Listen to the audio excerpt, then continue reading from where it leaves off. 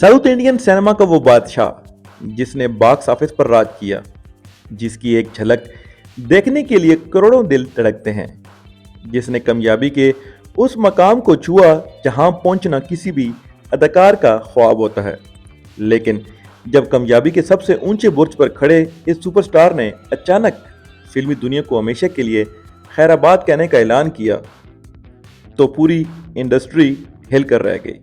लोगों ने पूछा क्यों वो शख्स एक फिल्म का 100 करोड़ से ज्यादा चार्ज करता है, वो सब कुछ क्यों छोड़ रहा है। जवाब मिला, एक नया सफर, एक ऐसा सफर जो स्टूडियो के कैमरों से निकलकर अवाम की अदालत तक जाता है। जी हाँ, हम बात कर रहे हैं जोसेफ विजय चंद्रशेखर की, जिन्हें दुनिया तलपति विजय के नाम से जानती है। लेकिन कहानी सिर्फ सियासत में आने की नहीं है।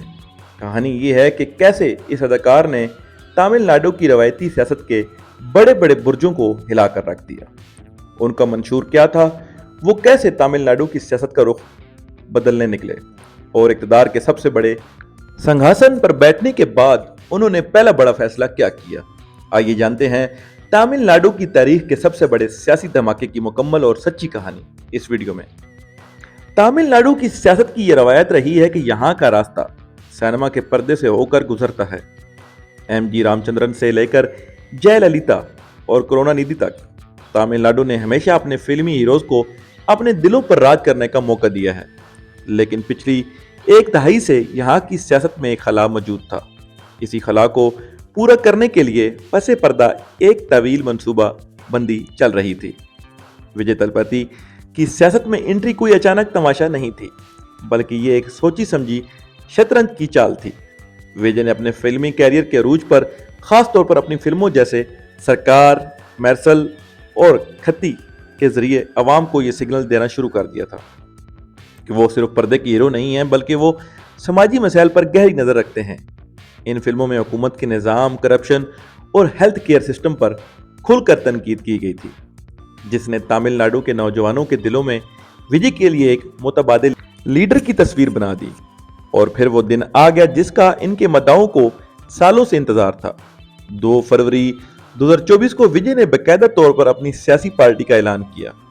पार्टी का नाम रखा गया TVK, तामिलगा वित्री काज़गम पार्टी, जिसका मतलब है तमिलनाडु फातेहा पार्टी।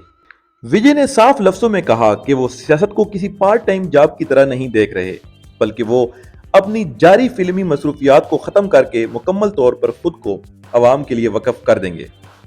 किसी भी नई सियासी जमात के लिए सबसे बड़ा चैलेंज उसका मंशूर होता है। विजय की पार्टी TVK का मंशूर रवायती पार्टियों से बिल्कुल मुख्तलिफ और इनकलाबी था। उन्होंने तमिलनाडु की मट्टी के असल मसाइल को निशाना बनाया। उनके मंशूर के 3 बुनियादी सुतून थे: सेकुलरिज्म, करप्शन का खात्मा और समाजी बराबरी। विजय का मानना था कि रियासत के हर बच्चे को कतई नजर उसकी माली हैसियत के दुनिया की बेहतरीन तालीम मिलनी चाहिए और हर शहरी के लिए इलाज बिल्कुल मुफ्त होना चाहिए। नंबर 2, सरकारी दफातर में रिश्वत लेने को जड़ से उखाड़ने के लिए एक डिजिटल और शफाफ निज़ाम की वकालत की गई, ताकि आम आदमी को अपने बुनियादी हकूक के लिए दर बदर न होना पड़े। नंबर 3, नौजवानों के लिए रोजगार। तमिलनाडु में बेरोजगारी के खात्मे के लिए मकामी सनतों को फरोग देना और नौजवानों के नए स्टार्टअप्स के लिए बिला सूद कर्जे फराम करना। नंबर 4, खवातीन की खुद मुख्तारी और तहफ़्फ़ुज़। खवातीन की तालीम, सरकारी मुलाजमतों में उनका कोटा बढ़ाना और उनकी हिफाजत के लिए खसूसी फोर्स का क़याम। नंबर 5, वफाकी निज़ाम की मजबूती। तमिलनाडु के हकूक़ के लिए मरकज़ी हुकूमत के सामने मजबूती से खड़ा होना और तमिल सकाफत और ज़बान का तहफ़्फ़ुज़। सियासी पार्टी बनाना एक बात, लेकिन तमिलनाडु की 2 बड़ी और दहाइयों पुरानी सियासी कुव्वतों DMK और AIADMK के सामने इलेक्शन जीतना दूसरी बात थी। मुखालफीन ने विजय का मजाक उड़ाया, उन्हें सिर्फ एक फिल्मी चेहरा कहा गया। ये प्रोपेगेंडा किया गया कि फिल्मों में डायलॉग बोलना आसान है, लेकिन जमीन पर सियासत करना लोहे के चने चुबाने के मुतरादिफ है। लेकिन विजय ने अपने पुरसुकून और संजीदा अंदाज से सबको हैरान कर दिया। उन्होंने सोशल मीडिया और अपने लाखों रजिस्टर्ड फैन क्लब को एक मुनज़्ज़म सियासी वर्क फोर्स में तब्दील कर दिया। उनकी इलेक्शन मुहिम घर घर मुहिम पर मबना थी, जहां वो खुद आम लोगों के पास जाते, जमीन पर बैठकर उनके मसाइल सुनते, तमिल नाडु के नौजवान जो रवायती सियासतदानों के झूठे वादों से तंग आ चुके थे, उन्होंने विजय को एक उम्मीद की किरण के तौर पर देखा। जब इलेक्शन के नतीजे सामने आए तो सियासी पंडितों के तमाम अंदाजे गलत साबित हो गए। टीवीके ने तारीखी कामयाबी हासिल की। नौजवानों के वोट बैंक और खवातीन की बेपनाह हमायत ने विजय को तमिलनाडु के इक़्तिदार के सिंहासन पर बिठा दिया। जोसेफ विजय अब सिर्फ एक सुपरस्टार नहीं रहे थे, वो तमिलनाडु के नए चीफ मिनिस्टर बन चुके थे। जब कोई नया लीडर इक़्तिदार में आता है तो अवाम की नजरें उसके पहले फैसले पर होती हैं। पहला फैसला यह बताता है कि लीडर का इरादा क्या है और वो क्या अपने मंशूर पर कायम रहेगा या नहीं। विजय ने विजयालय की कुर्सी संभालते ही एक ऐसा तारीखी इक़दाम किया जिसने पूरे मुल्क में एक नई बहस छेड़ दी। उन्होंने जिस पहली फाइल पर दस्तखत किए वो थी रियासत के तमाम सरकारी स्कूलों और कॉलेजों में गरीब और मुतवस्सित तबके के बच्चों के लिए आलमी मेयार की मुफ्त तालीम और नौजवानों के लिए फौरी रोजगार स्कीम का नफाज। इस फैसले के तहत उन्होंने सरकारी तालीमी इदारों के बजट को फौरी तौर पर दुगना कर दिया और एक ऐसा निज़ाम मुतारिफ करवाया जहां किसी भी गरीब बच्चे को फीस या किताबों की कमी की वजह से तालीम से महरूम न रहना पड़े।